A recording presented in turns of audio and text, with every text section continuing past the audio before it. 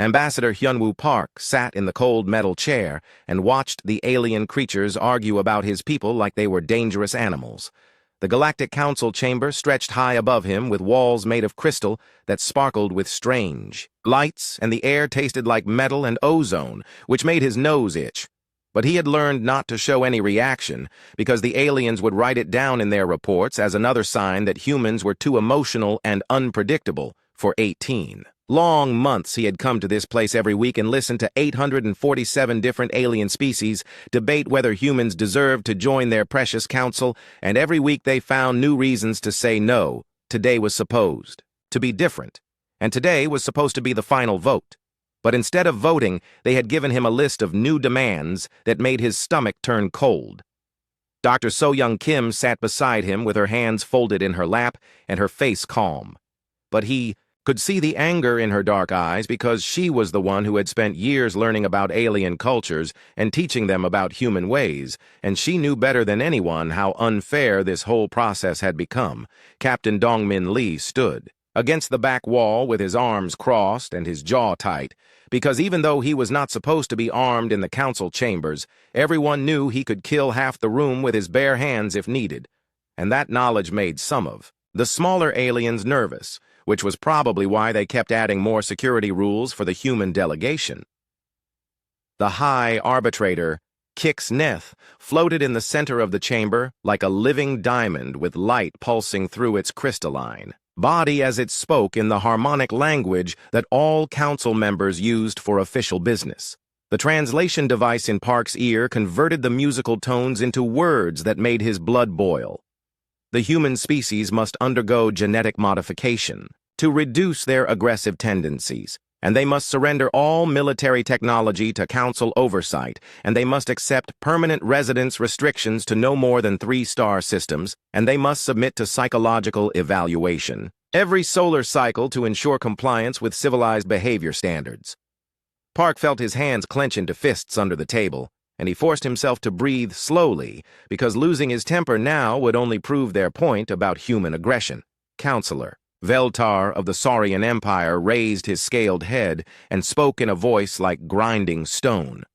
The humans have shown remarkable restraint during these negotiations, but their history speaks for itself, with over 5,000 years of continuous warfare on their home planet, and their military technology far exceeds what any peaceful species should possess, and we cannot ignore the threat they represent to galactic stability.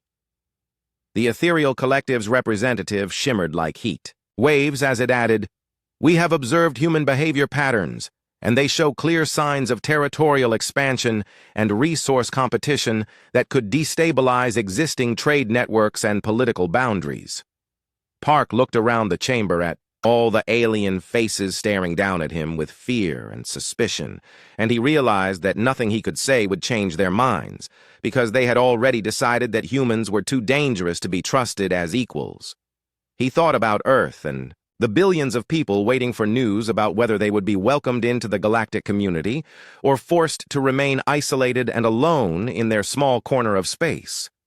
He thought about the human colonies on Mars and Europa and Titan, where families were building new lives and dreaming of exploring the stars alongside alien friends who would teach them wonders beyond imagination. He thought about the human scientists who had shared their medical discoveries freely with council species and saved millions of alien lives from diseases that had plagued them for centuries. He thought about the human engineers who had helped repair council ships and stations without asking for payment because they believed in cooperation and mutual aid. He thought about the human artists and musicians who had created works of beauty that moved even the most logical alien minds to something resembling tears. None of it mattered because the council had made up their minds before the first meeting, and everything since then had been just an elaborate show to make themselves feel better about rejecting humanity. Counselor Veltar continued speaking, "We propose that humans undergo a comprehensive reconditioning program to modify their psychological patterns and make them more suitable for civilized society, and this process would take approximately 50 Earth years, but would result in a more peaceful and cooperative human subspecies that could eventually be granted limited membership privileges." The words hit Park like a physical blow, because they were talking about changing what it meant to be human and turning his people into something else entirely.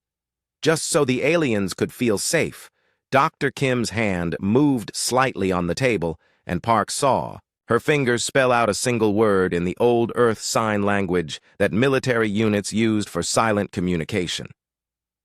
Enough. Park stood up slowly and the chamber fell silent, because humans were not supposed to speak unless given permission by the High Arbitrator. "We came here in good faith," Park said in a voice that carried clearly through the vast chamber.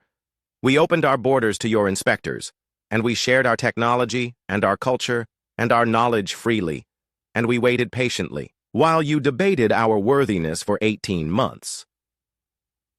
The aliens began making various sounds of surprise and displeasure, because this was not how the process was supposed to work, and humans were supposed to accept whatever conditions the Council imposed. We answered every question, and we submitted to every test, and we proved that we are not the monsters you think we are. But you have already made up your minds, and nothing we do will change them." High Arbitrator. Kixneth pulsed with angry, red light. "Ambassador Park, you are out of order, and you must wait for permission to speak." "No." Park said simply, "We will not wait anymore, and we will not beg for scraps from your table, and we will not change who we are just to make you comfortable." He turned to look directly at Counselor Veltar.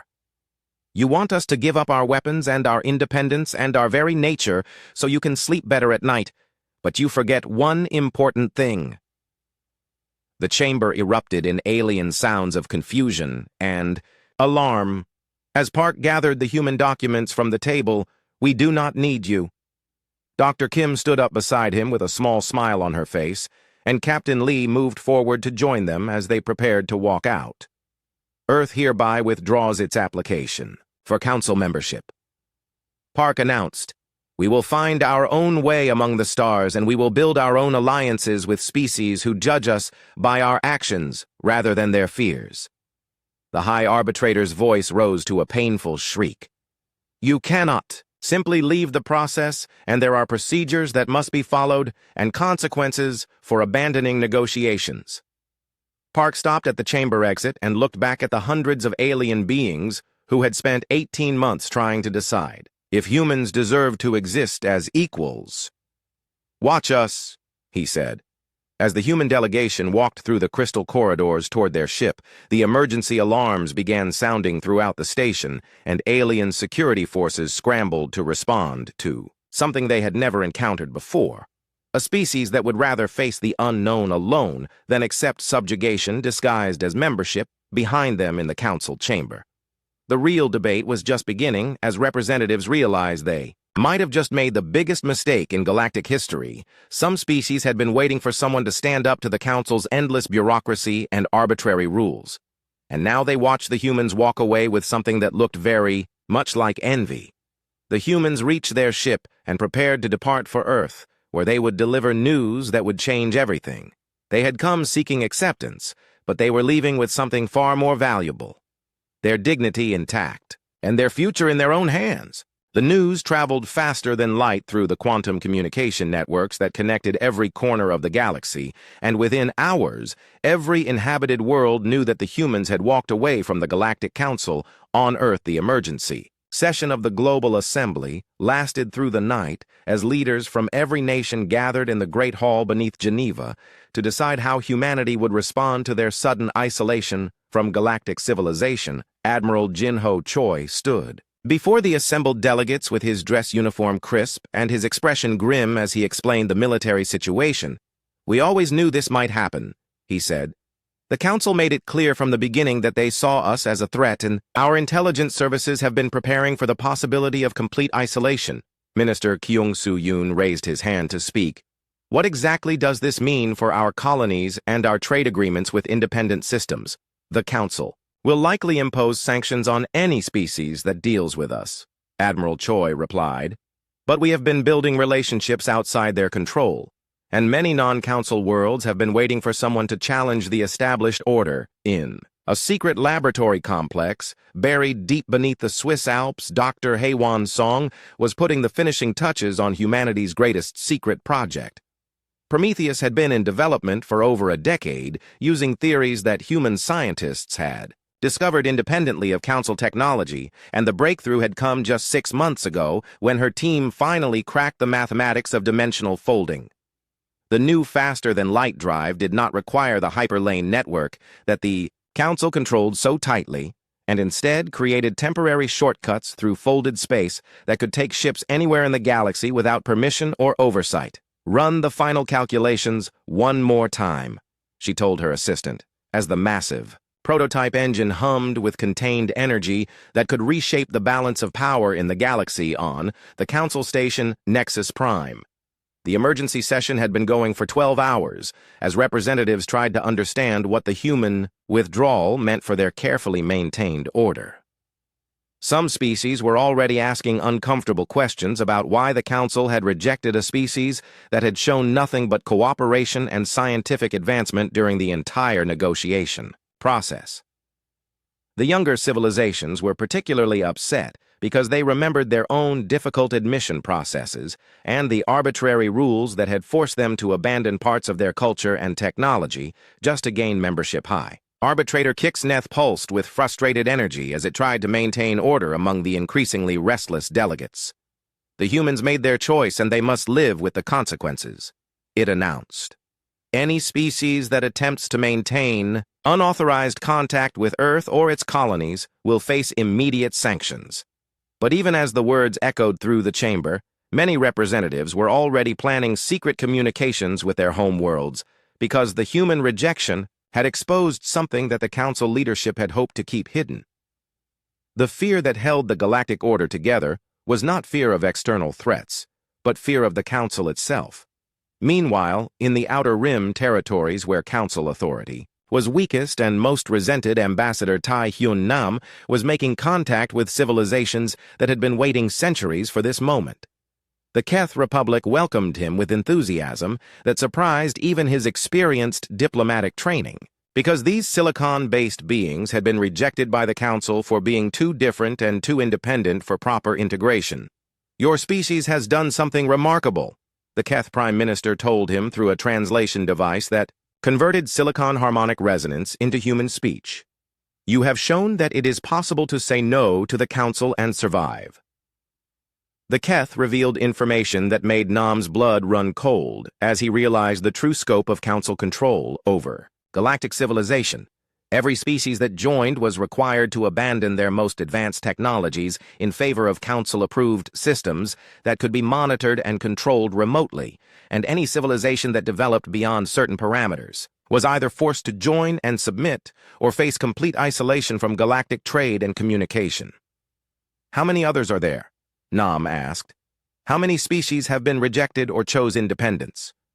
"More than you might think," came the reply. "The Council claims to represent all civilized life, but there are hundreds of worlds that exist outside their authority, and most would welcome an alternative to their system."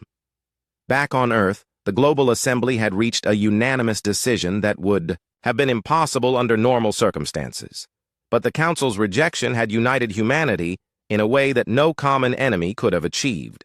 They would not only survive outside the galactic community, but they would build something better. Admiral Choi was given authority to begin Operation Starbridge, which would establish contact with every independent civilization in the galaxy and offer them something the Council never had: true partnership without conditions or oversight. Dr. Song's Prometheus drive would be shared freely with any species that wanted to break free from Council control over galactic transportation and communication networks. Within days, the first human ships equipped with the new technology were jumping to distant stars, where civilizations had been waiting in isolation for someone to offer them hope. The wanderer fleets that had been nomads for millennia, because the Council refused to recognize non-planetary civilizations, welcomed the humans with celebrations that lasted for weeks. The crystalline communes that existed in asteroid belts and had been dismissed as non-sentient by Council xenobiologists shared their advanced mining and manufacturing techniques.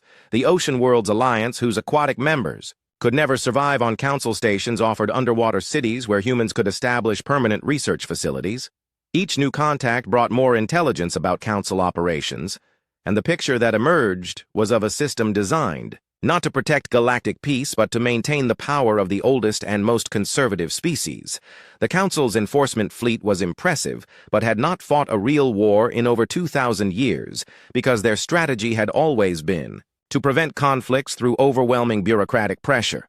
Their technology was advanced, but had become stagnant because innovation was discouraged in favor of stable controlled systems that could be easily monitored.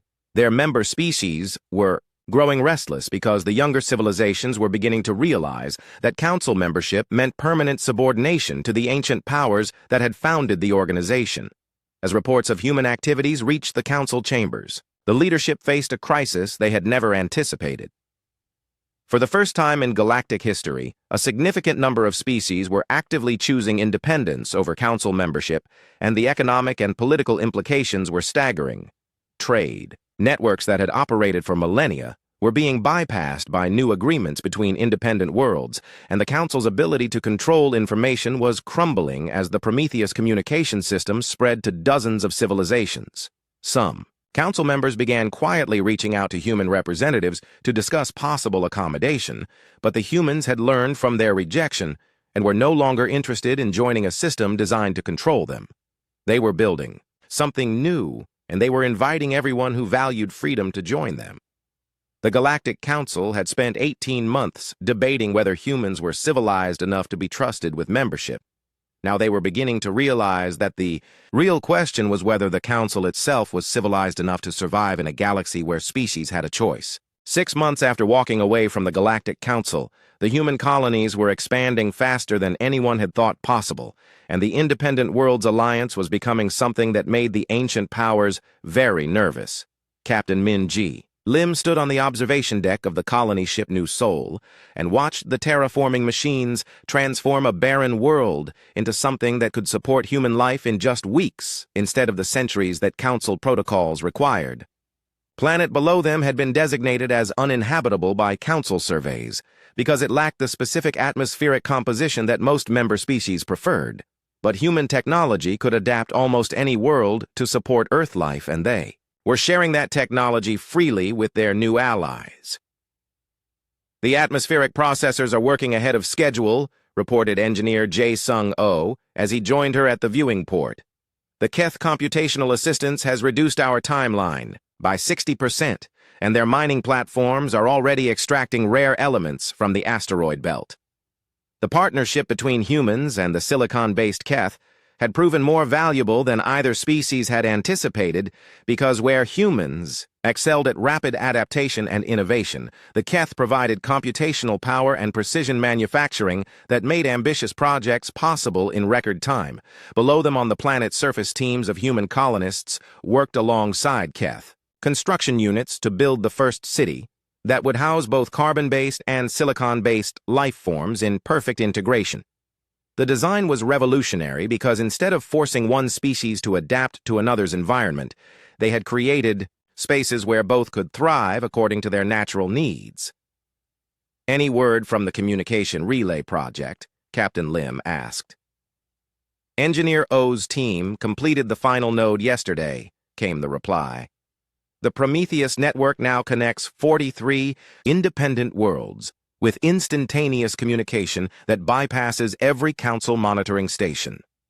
The communication breakthrough had been perhaps the most important development, because for the first time in galactic history, independent civilizations could coordinate their activities without fear of Council oversight or interference. Trade agreements that had been impossible under Council restrictions were now being negotiated directly between species, and the economic benefits were already visible on worlds that had struggled under artificial scarcity for centuries. Trader Bong Su-han had become something of a legend in the Outer Rim territories, as his merchant fleet carried goods and technologies between independent worlds at prices that undercut Council-controlled trade networks.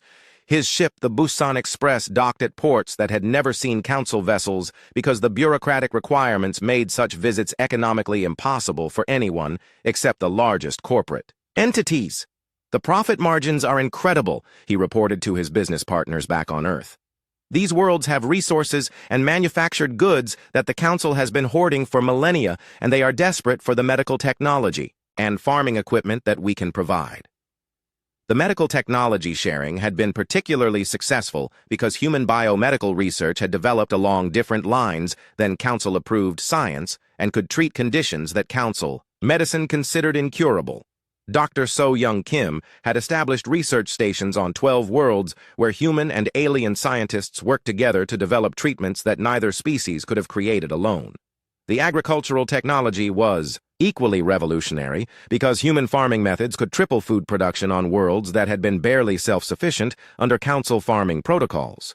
But perhaps most importantly, the success of the Independent Worlds Alliance was inspiring member species within the Council to question why they needed permission from distant bureaucrats to improve their own lives.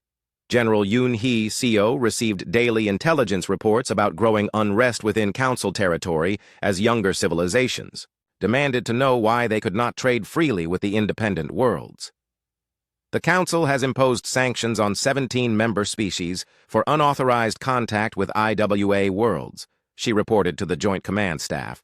But the sanctions are causing food shortages on core Council worlds because many of their agricultural suppliers are switching to IWA trade agreements. The sanctions had backfired because the Council had grown dependent on worlds that were now choosing independence over submission, and the economic disruption was spreading through Council space like a virus. Some Council species had begun secretly negotiating with IWA representatives about possible defection because the benefits of independence were becoming too obvious to ignore.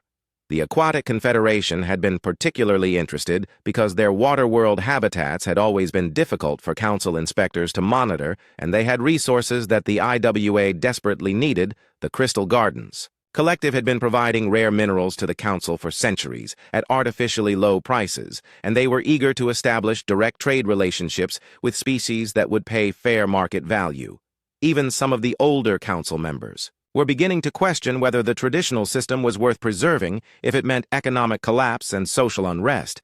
But the Council leadership was not prepared to accept change without a fight, and General Seo's intelligence networks reported military preparations that suggested they were planning to use force to maintain their control. The enforcement fleet has been mobilized, she announced.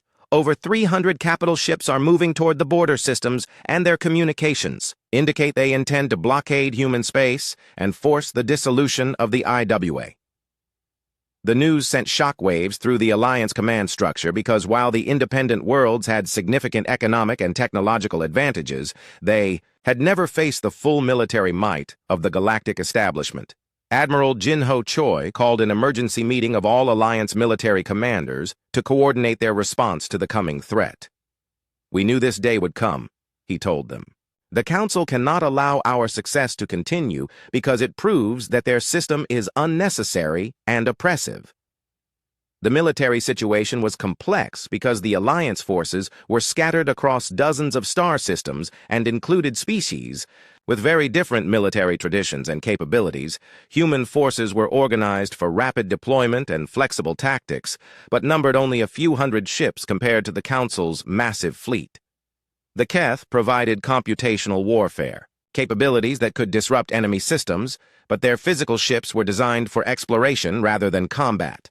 The Wanderer fleets were experienced in stealth and evasion, but lacked the heavy weapons needed for direct confrontation. The various other Alliance members contributed specialized capabilities, but none had the resources for a sustained military campaign against the established galactic powers.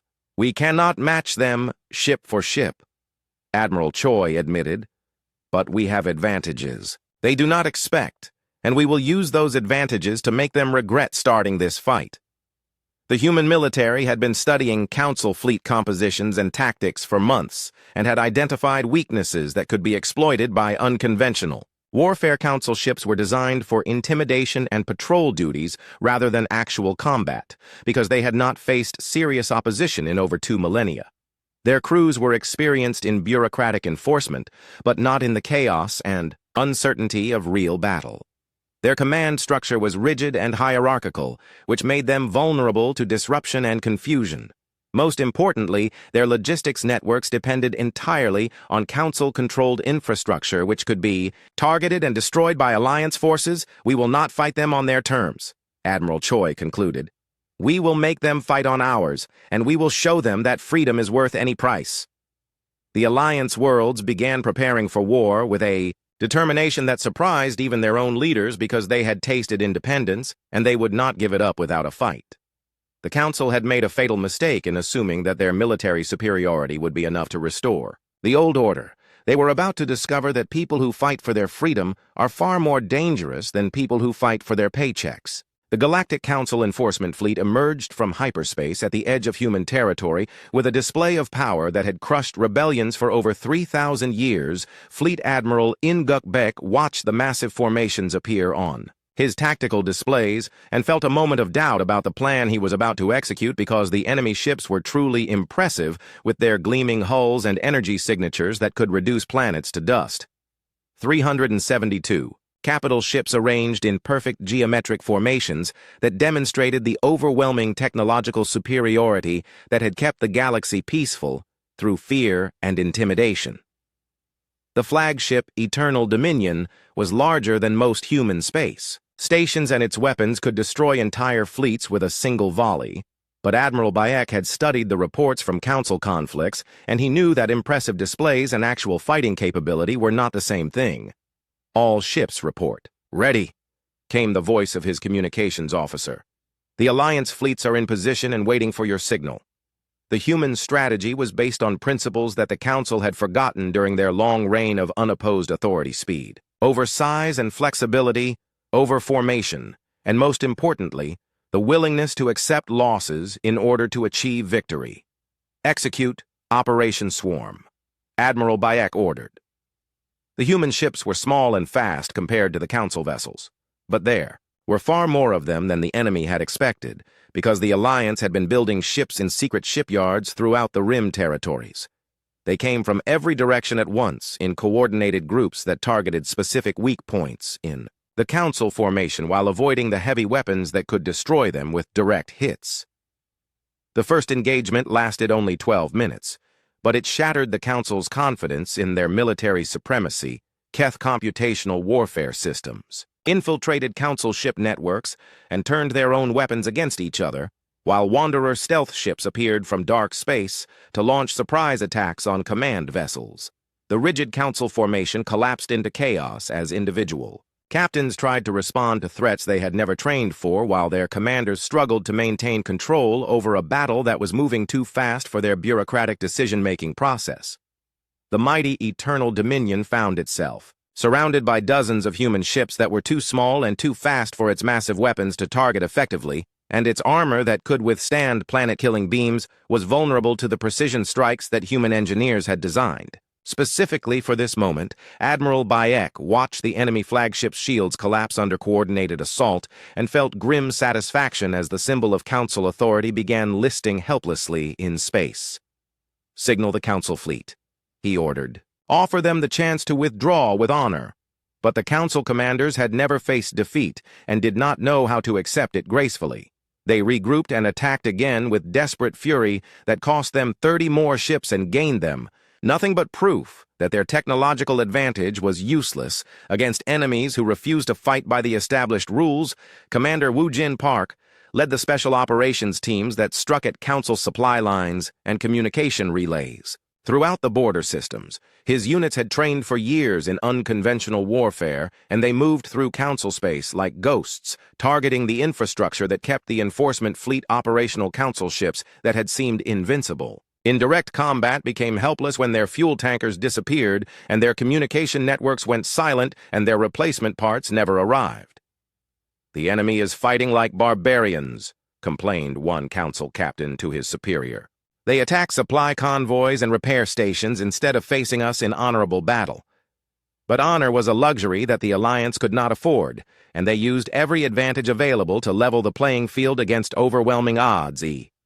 Psychological impact was perhaps more important than the military damage, because Council forces had been taught that their technology made them invincible, and the reality of vulnerability was destroying their morale diplomat. Sun Hee Choi was working, behind the scenes to exploit the cracks that were appearing in Council unity. As the war revealed the weakness of their system, moderate council members like Councillor Zeth Ran had been secretly opposed to the military action from the beginning, and the military disasters were giving them ammunition to challenge the hardline leadership. This war was supposed to be over in days, Councillor Zeth Ran argued during the emergency session. Instead, we are losing ships and crews while the alliance grows stronger and more unified. The evidence that Diplomat Choi provided to wavering council members was damaging to the establishment leadership because it showed how they had been suppressing technological development and economic growth throughout council space to maintain their own power. Young civilizations that had been forced to abandon promising research projects discovered that the alliance was encouraging exactly the kind of innovation that the council had forbidden. Agricultural worlds that had been limited to specific crop types learned that alliance farming techniques could feed billions more people with the same resources. Industrial systems that had been restricted to council-approved manufacturing methods found that alliance technology could triple their productivity. The war that was supposed to restore council authority was instead accelerating its collapse as member species realized how much they had sacrificed for the illusion of security. Some worlds began declaring neutrality and opening trade negotiations with the alliance, while others went further and formally withdrew from council membership. The Aquatic Confederation was the first major council member to switch sides, bringing with them control of crucial shipping lanes and underwater manufacturing facilities. The Crystal Gardens Collective followed soon after, providing rare minerals that the Alliance needed for ship construction and weapons manufacturing. The Pastoral Federation surprised everyone by offering to become a food supplier for Alliance worlds because their agricultural surplus had been severely undervalued by Council trade policies. Each defection weakened the Council militarily and economically, while strengthening the Alliance forces, and Admiral Beck found his fleet growing larger even as the Council fleet continued to shrink. The Council leadership finally realized that they were facing not just a military rebellion, but a complete collapse of the system they had built. Over millennia high, Arbitrator Kix Neth convened an emergency session to discuss possible terms for ending the conflict, but the hardline faction still believed that total victory was possible if they committed more resources. We cannot negotiate with terrorists and rebels, declared the Saurian representative. Our authority depends on our ability to maintain order, and any compromise will be seen as weakness. But younger council members were beginning to ask uncomfortable questions about what kind of order required military force to maintain, and whether the alliance might actually represent a better way forward. The war continued for another 6 months, but the outcome was no longer in doubt because the alliance had proven that the council's power was based on fear rather than genuine superiority. When the council finally accepted defeat, it was not because they had been completely destroyed, but because they had lost the support of their own members. The galaxy had seen an alternative to council rule, and many species decided they preferred freedom to security, even if it meant facing an uncertain future without the protection of the ancient establishment. Admiral Bayek accepted the council surrender with dignity and offered generous terms because the alliance had no interest in replacing one tyranny with another. The humans had walked away from council negotiations to preserve their independence, and they had ended up liberating half the galaxy from a system that had outlived its usefulness.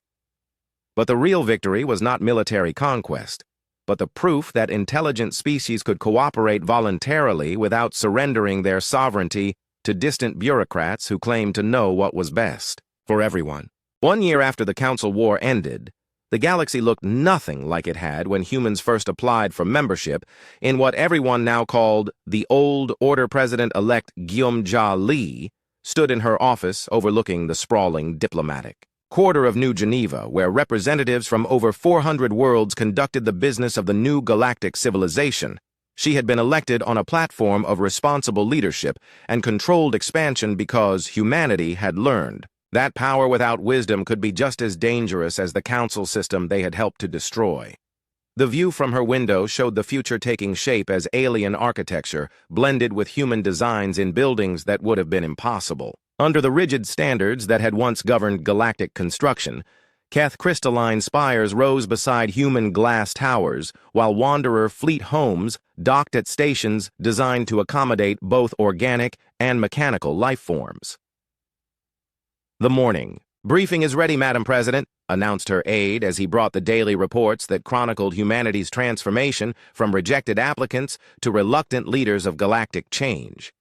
The numbers were staggering because the collapse of the old council had released economic and technological energies that had been suppressed for millennia. Trade volume between independent worlds had increased by over 3,000%, as species discovered they could exchange goods and services. Without paying tribute to bureaucratic middlemen, scientific advancement was accelerating at a rate that worried some observers because civilizations were finally free to pursue research that had been forbidden under council safety protocols. New colonies were being established faster than anyone could track them, as species that had been restricted to single star systems for centuries finally spread out to claim their destiny among the stars. Director Sang-Ho Kim coordinated the massive reconstruction effort from his headquarters on former council station Nexus Prime, which had been converted into a center for interspecies cooperation. "The integration programs are proceeding ahead of schedule," he reported during the daily coordination. "Meeting former council worlds are adapting to independence faster than our most optimistic projections." The transition had not been easy because some species had become so dependent on council guidance that they struggled to make decisions for themselves. Human advisors worked with local leaders to establish democratic institutions and market economies, but the humans were careful to provide guidance rather than direction because they had no intention of becoming the new overlords. "What about the resistance movements?" asked General Yunhee Seo, who now served as coordinator for galactic security. "The Eternal Collective is still active in the core systems," Director Kim admitted. "They have about 40 worlds that refuse to recognize the new order, and they are trying to rebuild the council under their direct control." The old council leadership had not accepted defeat gracefully, and some of the most conservative species were attempting to maintain their authority through force. But their support was limited to worlds that had benefited from the old system of exploitation, and even those were beginning to question whether isolation was preferable to prosperity. "Let them try." President Lee decided, "We will not force anyone to join the new order, but we will not allow them to prevent others from choosing freedom." The policy of voluntary association had proven more effective than military conquest because species that saw their neighbors prospering under the new system eventually demanded the same opportunities for themselves. Captain Young-Soo Park commanded the exploration fleets that were pushing into regions of the galaxy that the Council had declared off-limits for political rather than scientific reasons. His ships had discovered dozens of civilizations that had been deliberately hidden from galactic society because they represented alternatives to Council orthodoxy. "The Symbiont Collective has agreed to open diplomatic relations," he reported from the edge of the spiral arm. Their biological technology could revolutionize medicine throughout the galaxy. The symbionts lived in partnership with other species in relationships that the Council had classified as parasitism because they challenged the assumption that intelligent life had to be based on individual consciousness. "The hive networks want to establish trade agreements," came another report. "Their collective intelligence systems could solve computational problems that even the Keth cannot handle." Each new discovery expanded the definition of what counted as civilized life, and proved that the galaxy was far more diverse and wonderful than the Council had ever admitted. The humans had become the unofficial coordinators of galactic civilization, not because they sought power, but because other species trusted them to resist the temptation to abuse it. President Lee often wondered if this trust was justified because human history was full of examples of good intentions, leading to terrible outcomes. But the system they had built included safeguards that made tyranny difficult, because no single species could control the voluntary associations that formed the foundation of the new order. Former Councilor Veltar arrived at Earth's orbital station with a small delegation of reformed Saurians who had rejected their species' traditionalist government. "We come seeking redemption," he announced to the human immigration officials. "We wish to learn how your people maintained unity while celebrating diversity." The sight of proud Saurian warriors asking humans for guidance would have been impossible under the old system, but the war had changed everyone's perspective on which species truly represented civilization. "You are welcome here," President Lee told him during their first meeting. "But you must understand that we cannot give you easy answers because we are still learning ourselves." The conversation that followed lasted for days as the former enemies tried to understand how humans had avoided the trap of using power to control others. "Your species fought the entire galaxy and won," Veltar observed.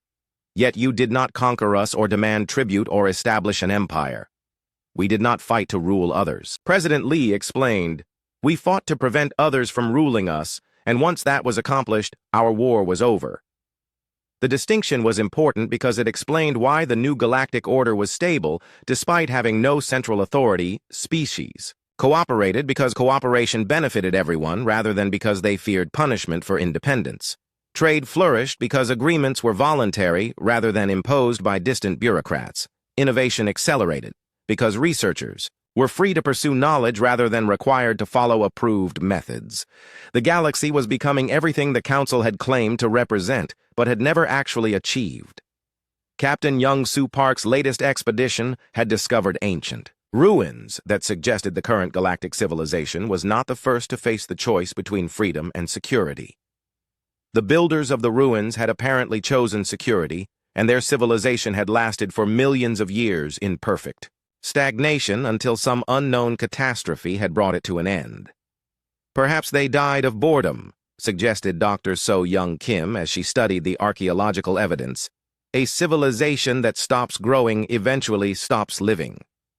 The discovery served as a warning to the new galactic order, because the temptation to choose safety over progress would always exist. But the humans had learned something from their rejection by the Council and their subsequent victory in the war. The greatest danger to any civilization was not external enemies, but internal stagnation. The galaxy was vast and full of wonders that could only be discovered by species brave enough to keep exploring and growing and changing as. President Lee looked out at the bustling, diplomatic quarter, where hundreds of species worked together to build something better than what had come before. She felt cautiously optimistic about the future. Humanity had walked away from the Council's negotiating table because they refused to surrender their nature for the promise of security. In doing so, they had discovered that their greatest strength was not their technology or their military skill, but their stubborn insistence that freedom was worth any risk. The fear that had once driven the Council to try to control humanity had been replaced by hope throughout the galaxy. Hope that intelligence and independence could coexist, and that the universe was large enough for all sapient life to flourish according to their own nature. The humans, who had once begged for acceptance, were now teaching others that the only approval worth having was the approval of one's own conscience. And in the end, that lesson had proven more valuable than all the Council's accumulated wisdom.